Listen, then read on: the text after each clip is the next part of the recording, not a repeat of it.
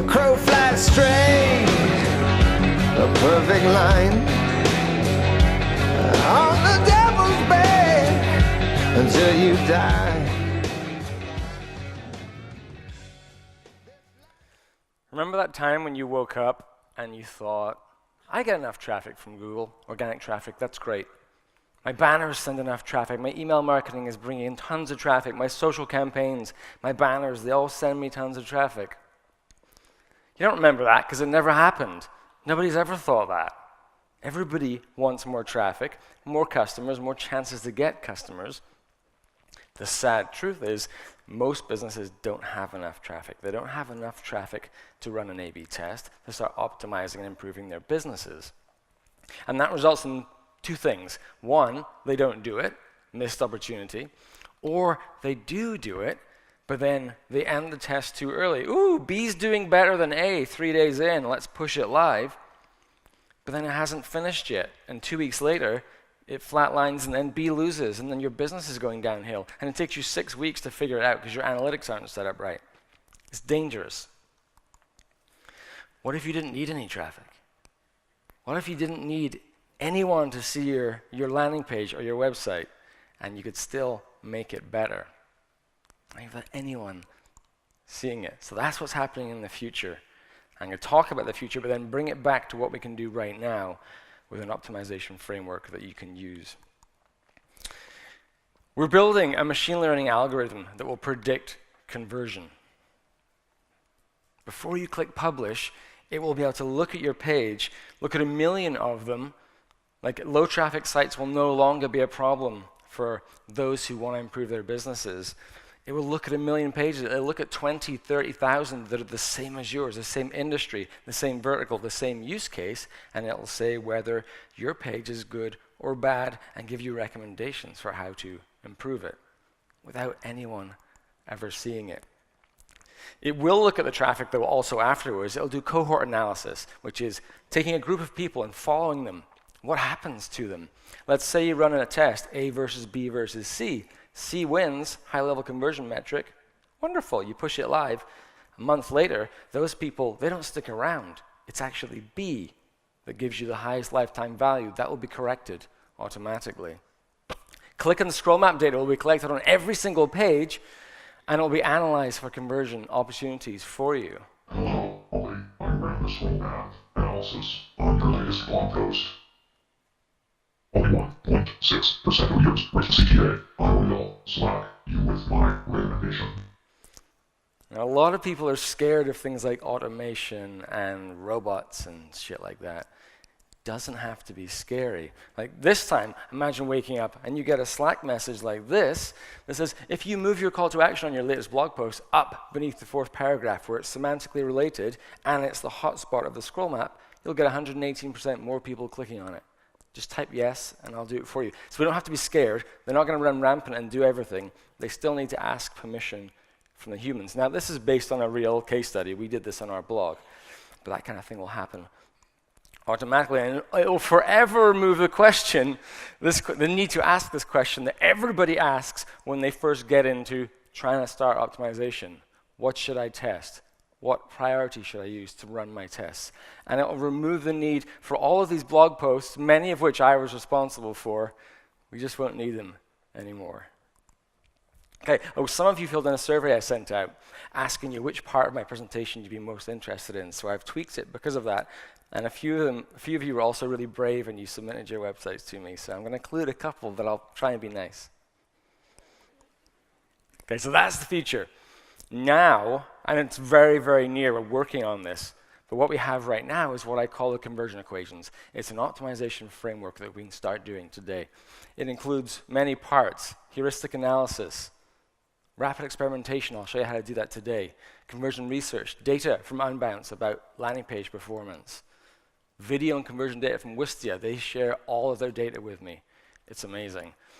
Academic studies from places like Conversion Excel Institute, which is very new. It's really cool. Tools, checklists, all this stuff that exists online, and also the best frameworks from other people. Because when you put all these different perspectives together, it makes the equation stronger, because it's not just a single perspective. There are 7 of them. I'll just go through 3 today based on some of the responses I got. Video equations, social proof, and clarity. It will show you what to optimize and the order in which to do it, so we can already do this. All right, clarity is the most important part.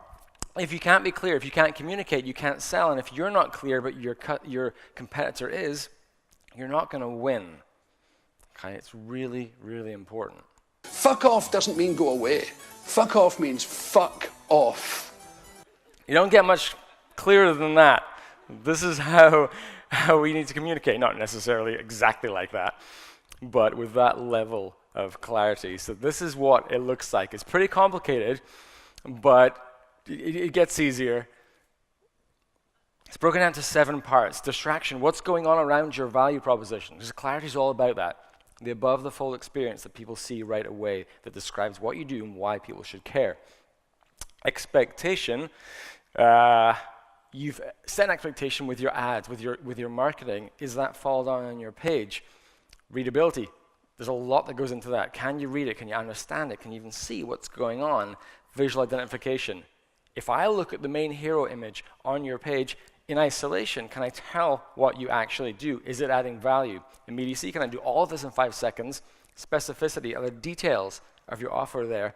And hyperbole, are you just blabbing about yourself or actually describing value? So this is Dervish, so that's the acronym for this, and it will give you a chart like this. This is perfection. This will never happen.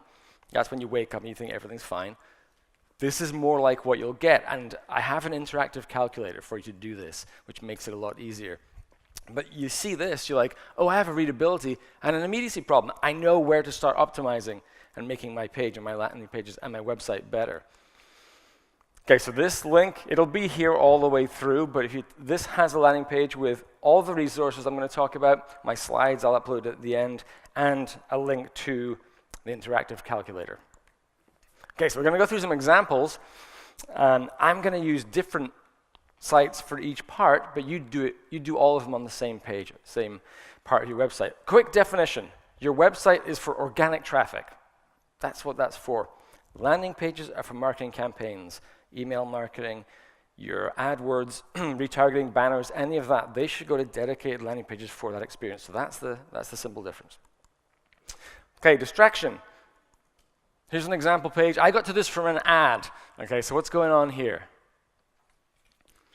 There's a lot of distraction going on here, and it's not just the numerical distraction, it's the request that they're giving to us. What do they want? Okay, this is a financials cloud page. That's what it's about. But they also want you to look at a procurement cloud, a supply chain cloud, a cloud for JD Edwards, search for more clouds. Awards we've won, social share buttons. I'll get into that nonsense later on. Infographic, how about a case study, a quote, a calculator, an ebook, or a data sheet, or maybe what this page is actually about. This is way, way, way too much.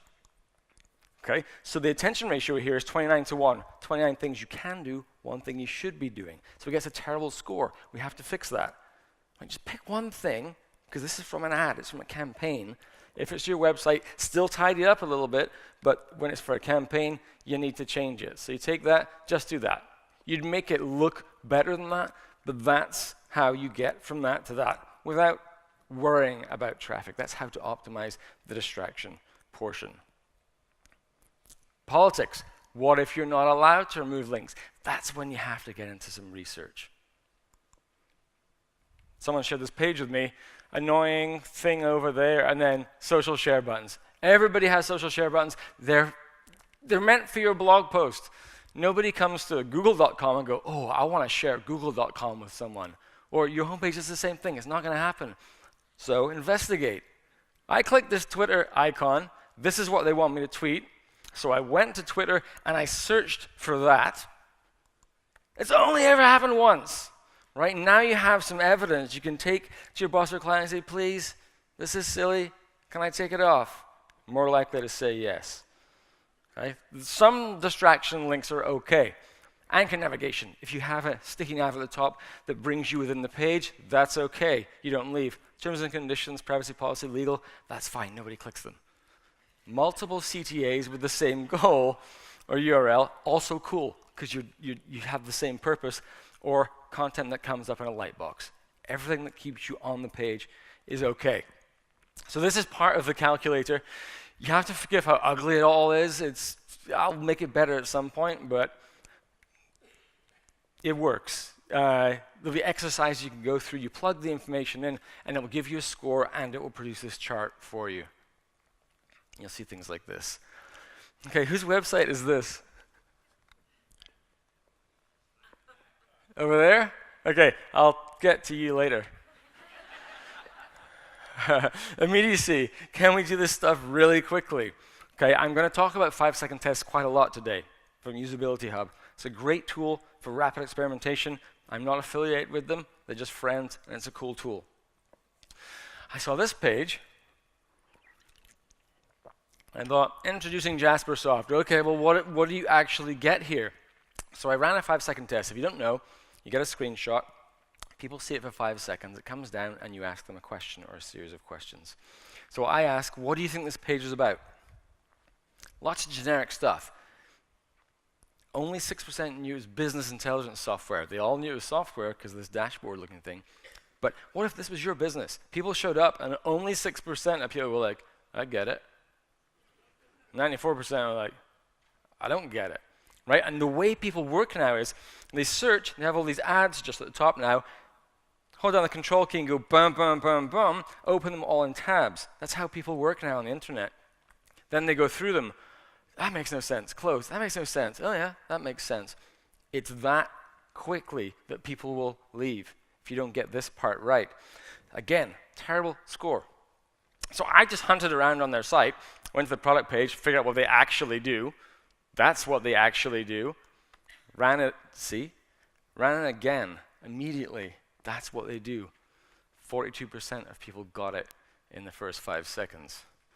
Again, simple way to optimize. Just run these rapid experiments to see what's going on. All right, I'm going to read this thing out. Okay. Carousels are effective at being able to tell people in marketing. See, carousels pose accessibility issues for keyboard and right? You've probably heard a lot of times that like carousels, promo sliders are bad for conversion, yet we still stick them on every homepage, especially e-commerce. And it happens a lot in testimonials too, where they do that. This comes down to readability. That one in particular, do you have time to read it before it's taken away? Is it easy to read? Is the language good? Okay, this is another sub-equation that's quite complicated itself, but it's really easy to figure out these things. I looked at this page, I'm like, well, what is this about? I have no idea. 3 seconds later, okay, I see what's happening. They've got this transparency, lovely design, but it's really hard to see. This is contrast. Again, all these tools will be on this page. Contrast ratio calculator. You put in the text and the background. The background there is a little bit difficult to figure out, and it'll give you a score. 21 is perfect. 4, according to Web Accessibility Guidelines, is acceptable. 7 is really good. And above that, it doesn't get much better, even from 7 to 21. So you've got to be above 7. In the calculator, you can put it in there and say if you have a background photo or video, and it will calculate this for you. Because those distractions in the background, whether it's a photo or a video, they can make readability a big problem. Now, does anyone remember the show Page Fights that we did? I don't know if anyone would have seen it. Come on, one person. No, we didn't get to Sweden? Okay, it was a web series we did, me and Conversion XL, Peplaya, where we beat up landing pages. It was quite vicious, but we couldn't grow it. It wasn't going the way we wanted. So we put a post on growthhackers.com and said, how would you grow this business? You've seen it, you like it or you hate it, how would you grow it? This was the first response. I'm glad I saw this on a lazy Saturday when I had time to immerse myself in this lukewarm shower of digital hipster parochialism seamlessly integrated with slightly veiled pseudo-programmer invective. Not a fan of the show, clearly. But it's so complicated, so I took it and I put it in readability-score.com. This is a great little tool. It measures on many ways, but the Flash Kincaid reading ease, how easy is it to understand? This scored 18.4. 0 is impossible, 100 is really good. You want to get up around the 70 mark. right? So this is really, really bad. You can put text in or you can put a URL in. So salesforce.com, 55. Not bad, not too difficult, surprisingly, because Salesforce is pretty complicated. Whose is this? Go Brave. Yeah, okay, well, I put that in. 71.8, that's really good. This is a great tool to figure out if you have a problem like that. This is something we're doing right now, automated CRO recommendations. We sent this to a client, their customer. They have a readability score of 53, but analyzing it compared to all these other pages, we know it needs to be around 90 with a high probability of having an impact. So you can start working on these things based on these recommendations. And here's some actual data. As you see the reading ease score go up, the conversion rate goes up. So it's actually really important. And all of these things plugged together in this equation and the algorithm all start making it simpler to fix these problems. Those examples combined scored pretty bad again. If you just increase the contrast, turn off the autoplay on any of your sliders so it's user controlled, and simplify the copy, it would have jumped up like that. Again, use these tools really quickly. You can do that in minutes and figure out how you can start fixing things. Okay, like I mentioned, can you look at your hero image, the main dominant visual on your landing page, home page, above the fold, and figure out what you do if it's in isolation. I saw this page, and first I thought, why is Larry King on this page? More importantly, why has he got laser beams shooting out of his thumb? It's kind of strange. I thought, like, if I think this, maybe other people wonder why Larry's on here. So I ran a test. What product do you think this company sells? It's actually business loans. This is like the specificity part. It's business loans. It's not just payday loans or something else. That's what they do. So I'm like, I definitely have a Larry problem, or at least I suspect. So I blur everything out and just focus on Larry. And I repeat the question. The answers were meeting a guy, talk show, something about old men, doctor consultation, Viagra. And most people just didn't have a clue. I definitely have a Larry problem. So I deleted him. Just took him out of there. And I did it again. Boom, instant improvement. Right, 36%. It's a massive change. I mean, I know he's a high-price endorsement, but give him another job. Just take him off there, delete him. Okay, so how do you fix these problems? Well, you can delete Larry, but here's this again. I did this with and without a caption. People read captions. 0 and 60. And that's an improvement of infinity, because it started at 0, right? And this is much better. Now, you could just do that and leave it. You know, you've made it better by doing that. But it's a signal your graphic's not good enough, so you need to work on that. Maybe have call-outs talking to the benefits or something, or a caption, but ideally you won't even need that. But this is a good way of identifying and fixing a problem. And there, again, you see all this being optimized. This is how you should be doing it. This is context of use. I know that if I use this product, I will get a white box with blue straps with fish in it and recipes to cook it. All right? That's how you should be doing it. You should be able to look at it and understand what the business is. I was in Dublin speaking, and I checked into my hotel, and they gave me my key card, room 324. So I go down the corridor, and I wait by the elevator. There's a lady there. We start chatting. Comes down. I let her in first. She goes in, and she puts her card in, and she presses 3. I'm like, now I have nothing to do. Right? I just awkwardly stand next to her. We go up. I let her out first again. Come out, and I see this sign. I go, all right. So now, but now I'm following her down the corridor, and it's not, which is super creepy, like a pervert or something.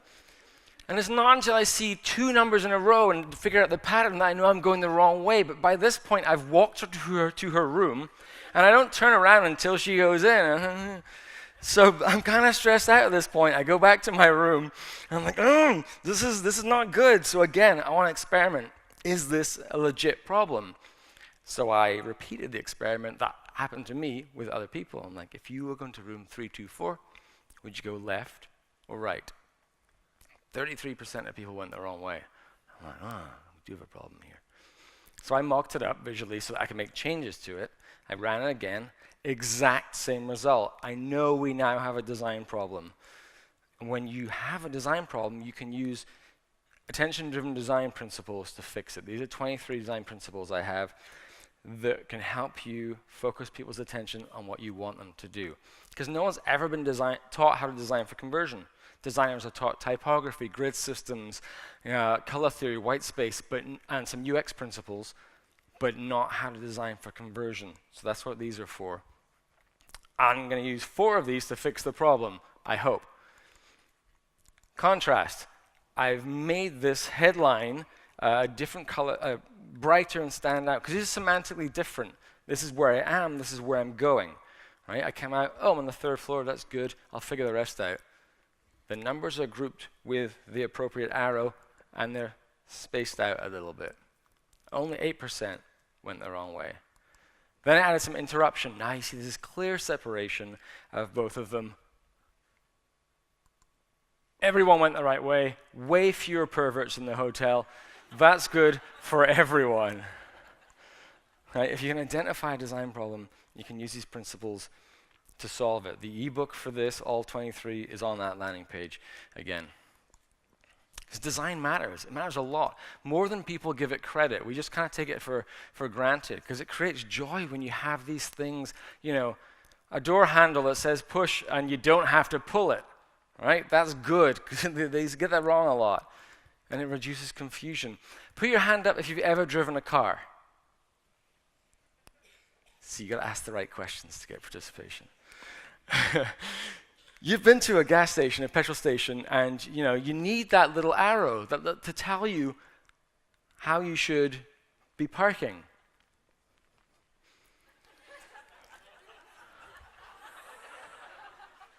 This is massively sped up. Right? This takes minutes. Someone else comes, fills up, pays, and leaves before this is actually completed. Right?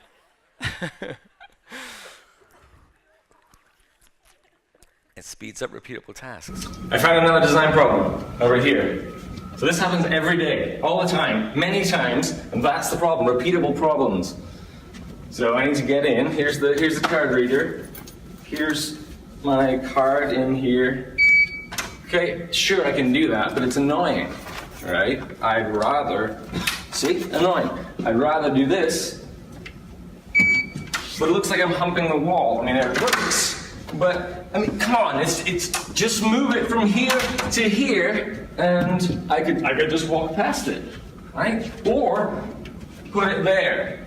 I mean, still I'm humping something, but you see what I mean? When you add data to design, everything changes. This collision of those two things is the fastest path to creating delightful experiences. Okay, but all these mock-ups I'm changing, these experiments, you're like, what if I'm not a designer or a developer? I don't have Photoshop, or how do I make these changes? Well, I have a hack for it. You don't need to ask permission to do this. You can just do it. 1 line of JavaScript, and again, Usability Hub. I wish I owned the company, because I talk about them so much. If they ever go public, I'm going to buy so many shares. Here you go. All right, Gothenburg, this is the hack that I'm talking about. You take that line of JavaScript, and you paste it in the address bar. For some reason, Chrome strips it out, so you put it back in again. And what it's done is made this page editable. And you probably recognize this, because this is the conference website. So what I'm going to do, like look down here, I can select this, and I can change it. So I'm going to change the value proposition of the conference, try and sell more tickets for next year. Let's go with the only marketing conference in Sweden that comes with free meatballs. Because clearly that's going to convert way better than the original. So what you do, you take a screenshot of this, the above the fold portion that you want to run a test on, then you go to usabilityhub.com and you create a 5-second test. This is really simple. You upload your file, your screenshot, and then you can ask a question. So what do you think this page was about? Give it a name, project. Then you can order some responses. I usually go with 25. You can have random ones, or you can... And you get back all these qualitative insights, people answering your questions. And again, it's what you can take to stakeholders, because nobody has a clue what you're doing. Sometimes the results are hilarious. It's just a fun thing to do. But then you can probably start making change more easily, get budget freed up so you can actually try and do this kind of stuff. Also, they have a preference test. This is not A/B testing. This is a simple, which do you like best? So I said, your boss has given you the okay to go to a marketing conference in Sweden. Which of these would you rather attend? Meatballs aren't expensive. Just add them. But then I got curious, okay, because meatballs, I mean, that's probably like pseudo-offensive to you, right? Because that's so cliche. Okay, well, let's see where we can take this. How about Roxette's Greatest Hits on vinyl? Now, I bought 2 Roxette vinyl albums 2 weeks ago in Vancouver, so 113% more people want to go. What about IFK tickets? Okay, 217. That might be outside the budget. Maybe we can't add that into the tickets for free. How about a conference where none of the speakers use that 4-letter word? Right? That might be delightful. No one says IKEA. 300%. Finally, what about a date with Henrik Larsson? With or without the dreads? 1,050%. There's your keynote for next year.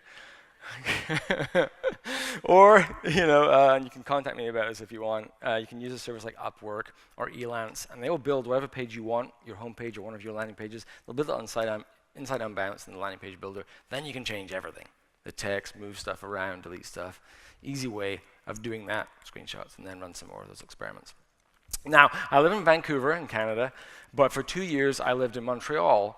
We have 2 offices, and it's freezing cold there. It's really cold, so I wanted to get a sunny holiday for me and my girlfriend, now my fiance. We got engaged 4 weeks ago in Scotland, which was amazing, in a castle. How can she say no, right? I'm like, oh, this one looks okay. I'll do that. I click on it, but it takes me off to airtransat.com. Expedia is usually pretty good, but this is weird. I'm like, oh, okay. I'll look around. I'm like, I like it. Okay, book early and save. Save up to $400 per couple per week. I know this isn't a button, but it sounds like I can do something. I'm clicking on it and nothing happens. I'm like, where can I click on this page? Oh, look at this. With my 20 years of experience, I know if I click this little drawer thing, it's going to open up and there'll be a call to action inside it. I'd put money on it. Yes!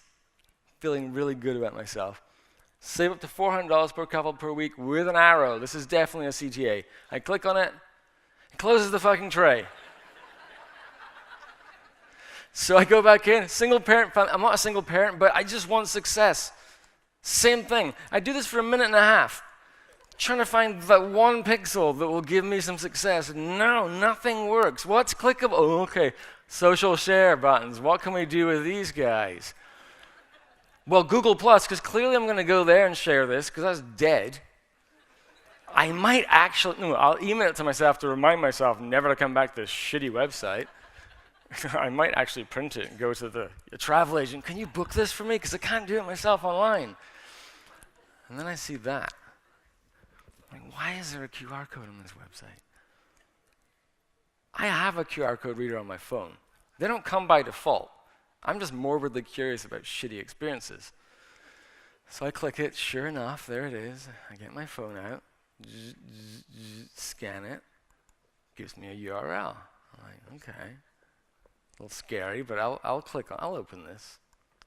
I have seen QR codes on websites, and I have scanned them. Do you know where they take me? Back to the website.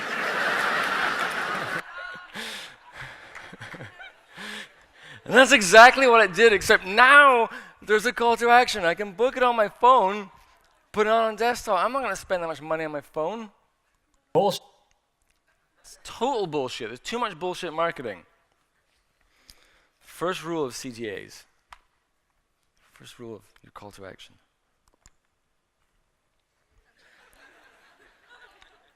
It's imperative. We need CTAs. And you might be thinking, well, that's just obvious. Everybody has a CTA. Well, I bet if I looked at the 20 highest traffic pages on your website, 10 would have old content and 10 wouldn't have a CTA.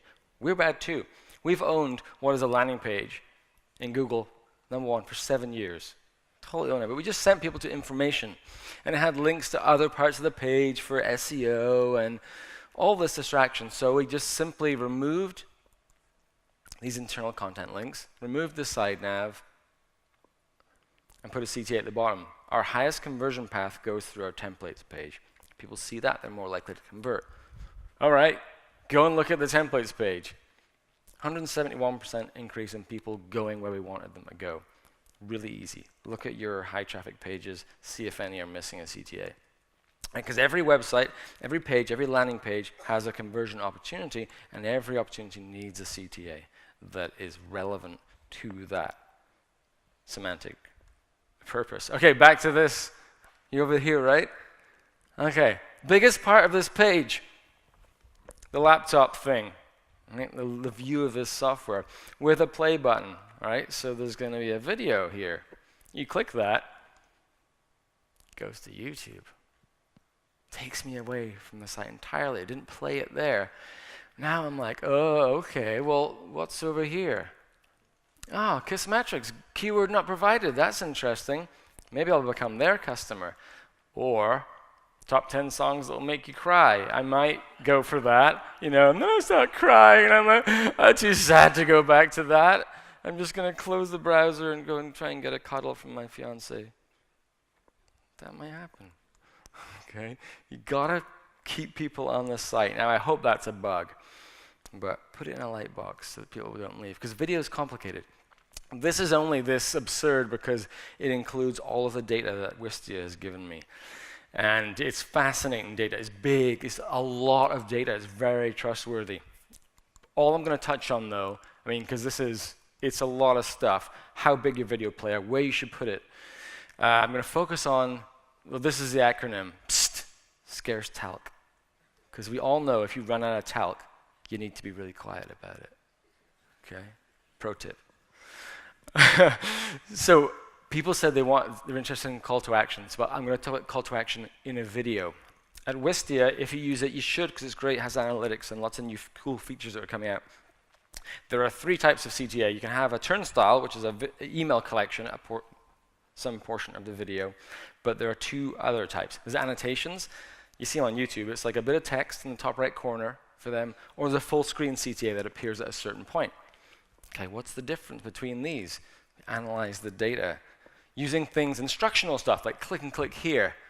On an annotation, click here destroys not using it, because I guess click here, like over there. Full screen CTA in your face, click, worked better, just a little softer. You don't need to know it's here because it's right there. How about my versus your? Start my free trial, get your free ebook. Oops.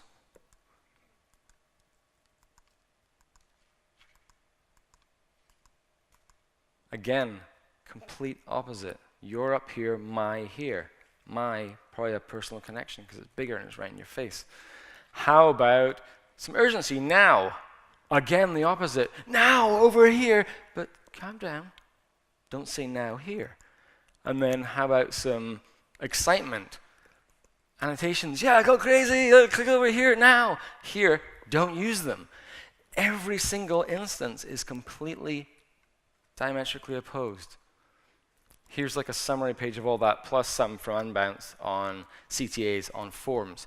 They're all different, right? Because say you read a blog post that tells you to do this certain thing, and you start applying it everywhere, you're going to get in trouble because every conversion opportunity is different.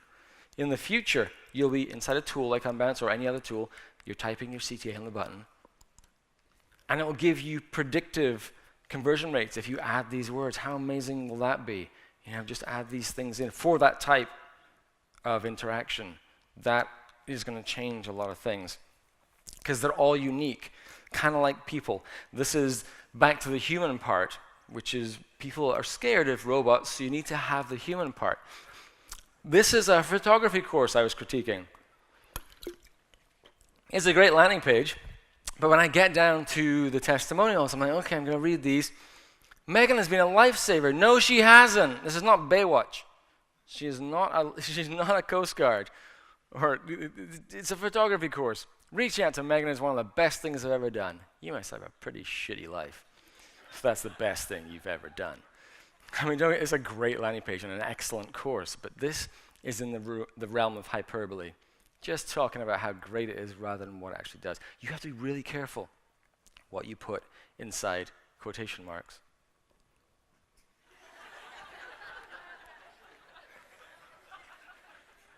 He's not helping anyone. How mean is that? Yeah, you can join the family, but you get none of my money, and if she dies, you're out. Right. The secret to an effective testimonial is demonstrating the transformative effect of your product or your service. It's why those before and after images, although sleazy, it's why they work. So this is the social proof, the testimonial part specifically. It has all of these parts. Reverend Fat Crib, that's what you have to remember for this one. Readable, that's back to the readability stuff we had at the start. Enumerated, what's the impact numerically? Because people relate to that.